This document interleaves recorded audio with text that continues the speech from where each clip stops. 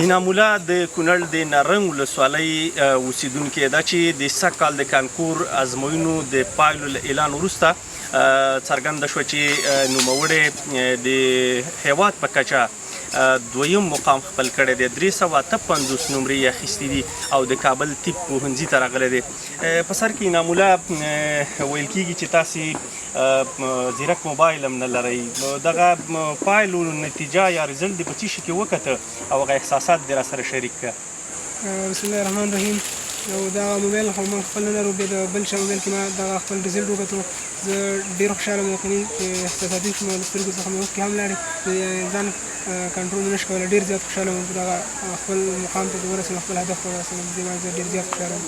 د کانکور دغه ازموینې لپاره تاسې کوم کورسونه تعقیب کړي وو؟ نه یوازې د ښوونځي پر زده کړو بسنه کړې وه، هلته دې محنت خواري کوله که نه؟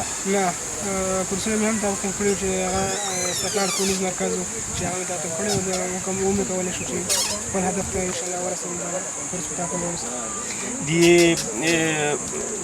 کابل طب ته په راتګ باندې خوښي څرګندوئ. که چېرته مثلا د طب پوهنځی بشپړوئ، هیله دې څه ده او غوښتنه دې څه ده چې مثلا په بهرنیو هیوادونو کې د تخصص په برخه کې یا په داخل د هیواد کې تخصص وکړئ که نه بهر ته لاړ شئ؟ بسم الله الرحمن الرحیم. که چېرته زه خپل زده کړې دلته انشاءالله بشپړې کړم په ښوونځي کې، نو که ماته زمینه برابره شي چې زه بهرنیو هیوادونو ته لاړ شم د تخصص لپاره، نو دا به زما لپاره ډېر غوره وي چې زه بېرته خپل هیواد ته پیاوړی راوګرځم، خپل ولس ته د لیدلي ولس ته ښه خدمت وکړی شم.